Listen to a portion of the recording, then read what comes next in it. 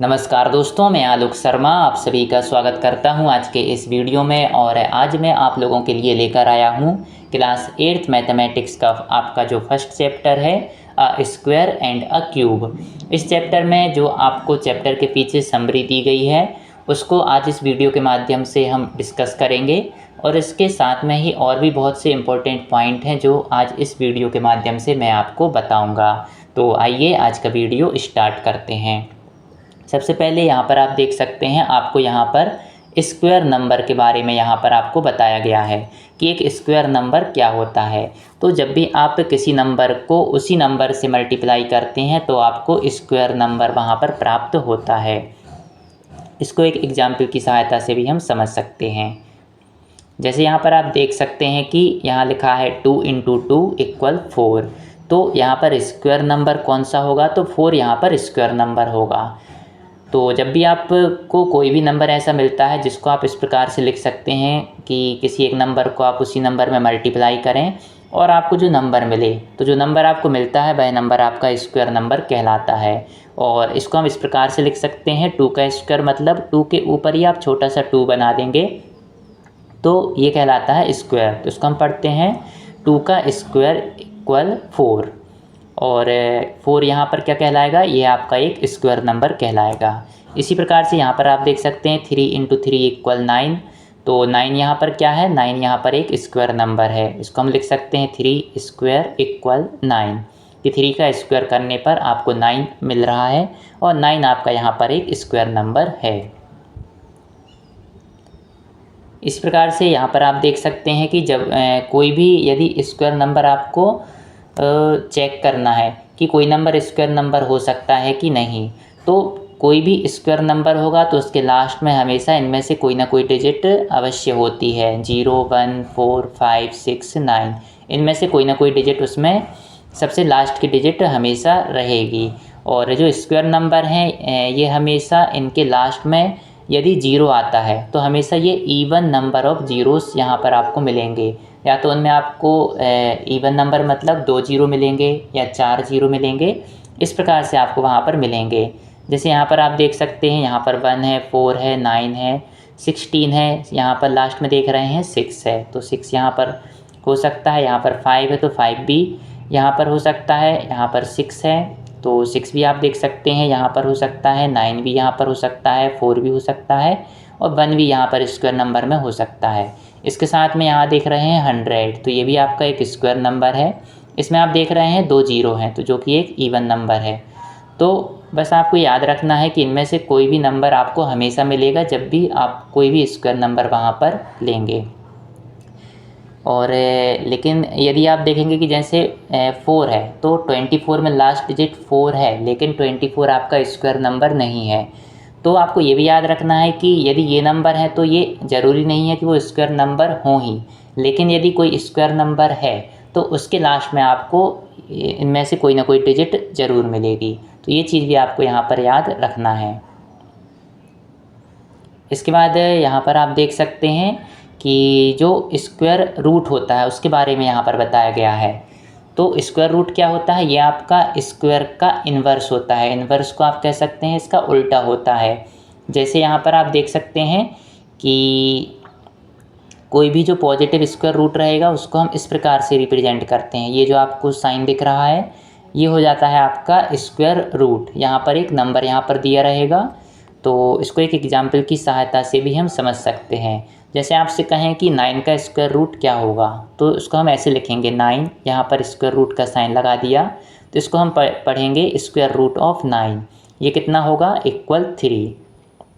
तो ये इन्वर्स कैसे है यहाँ पर, क्योंकि स्क्वायर में क्या हो रहा था, 3 × 3 = 9 हो रहा था। और यहाँ पर क्या हो रहा है, यहाँ पर आपको ऐसा नंबर देखना है जिसका 2 बार मल्टीप्लाई करने पे आपको ये नंबर मिलेगा। जैसे 9 है तो इससे ये हमेशा आपको यहाँ पर छोटा नंबर मिलेगा 3। तो ये होगा स्क्वायर रूट के अंदर 9 लिखा है, इसका आंसर आएगा 3। इसी प्रकार से स्क्वायर रूट ऑफ 16 आपसे पूछें तो ये होगा आपका 4। स्क्वायर रूट ऑफ 25 आपसे पूछें तो ये होगा 5। और स्क्वायर रूट ऑफ 36 पूछेंगे तो ये 6। और स्क्वायर रूट ऑफ 49 आपसे पूछेंगे तो ये होगा 7। यहाँ पर आपको ऐसा नंबर लिखना होता है जिसका 2 बार मल्टीप्लाई करने पे आपको ये नंबर मिलना चाहिए। तो आपको समझ में आ गया होगा स्क्वायर रूट क्या होता है। अब हम बात करते हैं यहाँ पर क्यूब की। तो जो क्यूब नंबर होते हैं वो क्या होते हैं यहाँ पर। तो जैसे स्क्वायर नंबर में आप किसी भी नंबर का 2 बार उसी में मल्टीप्लाई करते थे, तो क्यूब नंबर में आप उस नंबर का उसी में आपको वहाँ पे 3 बार मल्टीप्लाई करना होता है। जैसे आप कह सकते हैं यहाँ पर 1 इंटू 1 इंटू 1 इक्वल कितना होगा 1, तो हम कहेंगे ये एक क्यूब नंबर है। इसी प्रकार से 2 इंटू 2 इंटू 2 करेंगे तो आपको 8 मिला, तो हम कहेंगे 8 एक यहाँ पर एक क्यूब नंबर है। इस प्रकार से किसी भी नंबर का आप उसी में 3 बार मल्टीप्लाई करेंगे तो जो नंबर आपको मिलता है वह नंबर हमारा क्यूब नंबर कहलाता है। इसको कैसे लिखते हैं, जैसे स्क्वायर में यहाँ पर हम 2 लिख देते थे ऊपर इसके, यहाँ पर हम यहाँ पर 3 लिख देते हैं, तो ये हो जाता है क्यूब। 1 का क्यूब इक्वल 1, यहाँ पर हम पढ़ेंगे 2 का क्यूब इक्वल 8।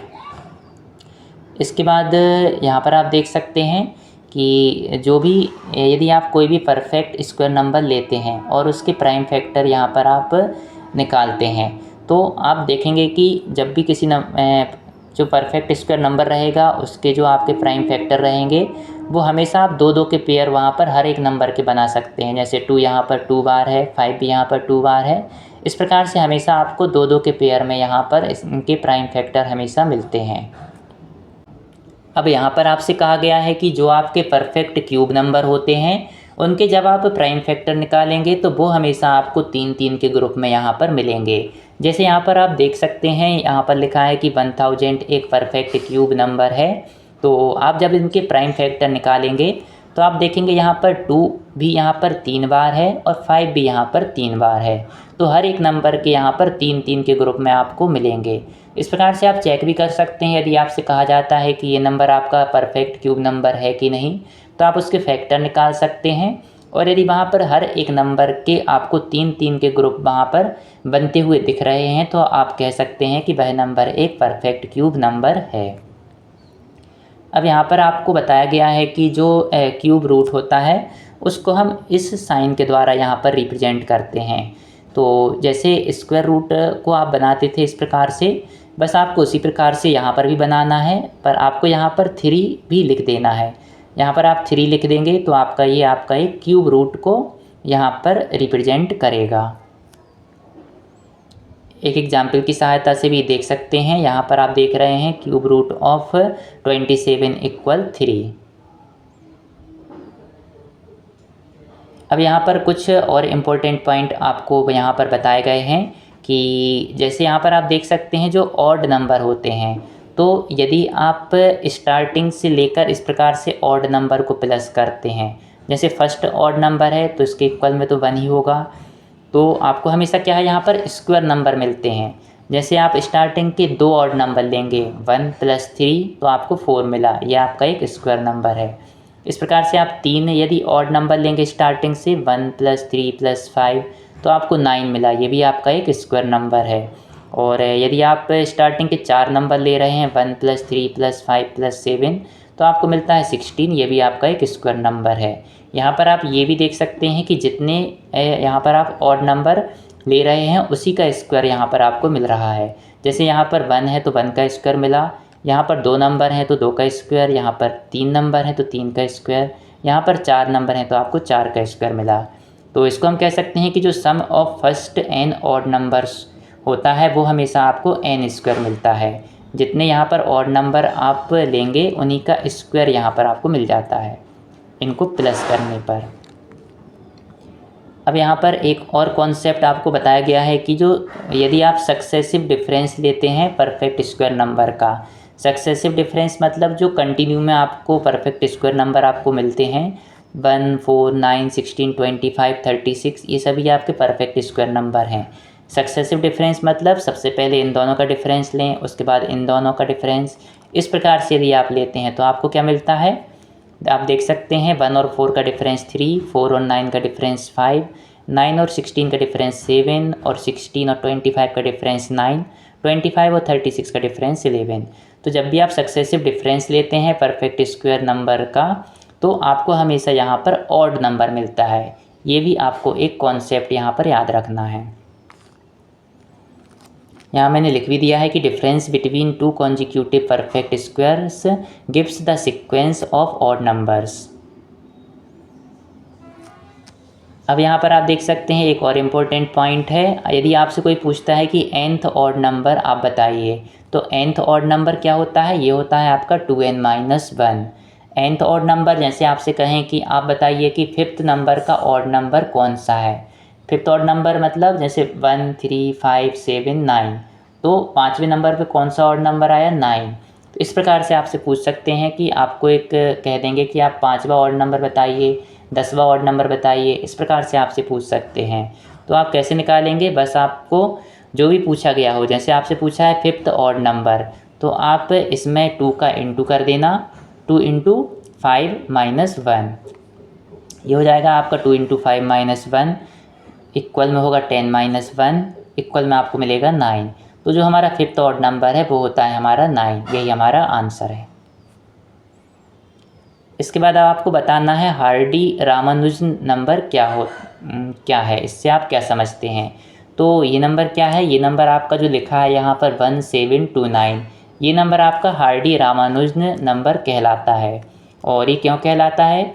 इसमें क्या है, ये हार्डी रामानुजन के एक दोस्त थे, और ये रामानुजन को हॉस्पिटल में देखने के लिए गए थे, और इनने कहा था कि मेरे टैक्सी का नंबर 1729 है, और ये नंबर कुछ भी इसकी इम्पोर्टेंस उनको नहीं दिख रही है कि कुछ ये ख़ास नंबर हो। तो रामानुजन ने बताया था कि ये बहुत ही ख़ास नंबर है, क्योंकि ये सबसे छोटा नंबर है, स्मॉलेस्ट नंबर है, जिसको आप सम ऑफ टू पॉजिटिव क्यूब्स के फॉर्म में लिख सकते हैं। सम ऑफ टू पॉजिटिव क्यूब्स मतलब जैसे 1729 को आप लिख सकते हैं 1 का क्यूब प्लस 12 का क्यूब, इसको सॉल्व करेंगे तो 1729 आपको मिलेगा।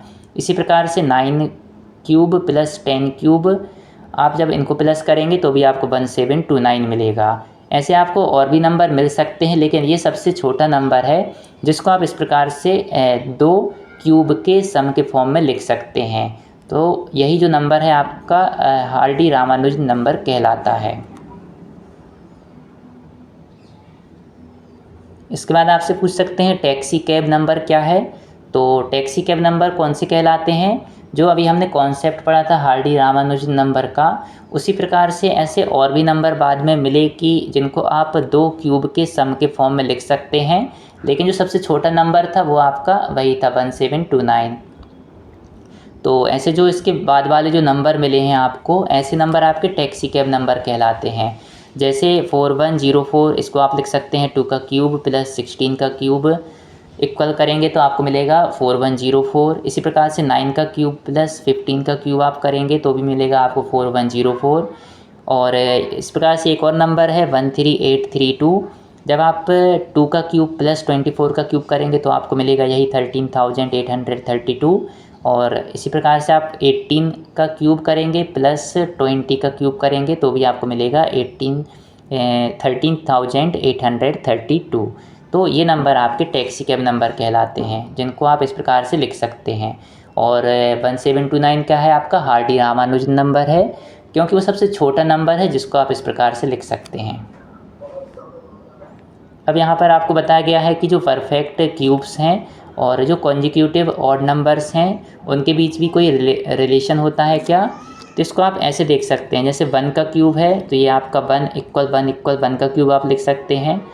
2 का क्यूब है तो आप देख सकते हैं जो सेकंड नंबर से जो आपके ऑड नंबर शुरू हुए थे 3 और 5, इनको प्लस करेंगे तो आपको मिलेगा 8, जो कि आपका 2 का क्यूब है। यहाँ आप देखेंगे तीसरे नंबर का जो ऑड नंबर है 135 के बाद जो आपको मिलेगा यहाँ पर 7। तो यहाँ पर आप देख सकते हैं 7 से यदि आप स्टार्ट करेंगे तो यहाँ पर क्या होगा आपका 7 + 9 + 11 करेंगे तो आपको मिलेगा 27, जो 3 का क्यूब है। इसको आप इस प्रकार से समझ सकते हैं, जैसे ये 1 है तो नेक्स्ट बार में आप देखेंगे इसके बाद वाला जो आपका ऑड नंबर रहेगा 3 + 5 किया तो आपको 2 का क्यूब मिला। यहाँ पर 5 तक आपने लिखा, 5 के बाद से आप लिखेंगे 7, 9, 11, इन तीनों को प्लस करेंगे तो आपको 3 का क्यूब मिलेगा। 11 तक ये लिख दिया। इसके बाद यदि आप लिखेंगे 13 + 15 + 17 + 19 तो तो आपको 4 का क्यूब मिला। इस प्रकार से 19 के बाद जो ऑड नंबर है 21 से लेके जो ऑड नंबर आप लिखेंगे 29 तक, तो आपको मिलेगा 125, ये 5 का क्यूब है। तो इस पैटर्न को भी आप अच्छे से देख लें, इस प्रकार के क्वेश्चन भी आपसे पूछ सकते हैं। तो यदि आपको मेरा वीडियो पसंद आया हो तो इसको लाइक अवश्य करें, और यदि आपने अभी तक मेरे चैनल को सब्सक्राइब नहीं किया है तो मेरे चैनल को सब्सक्राइब अवश्य करें। आपने मेरे वीडियो को देखा इसके लिए बहुत बहुत धन्यवाद। Thank you.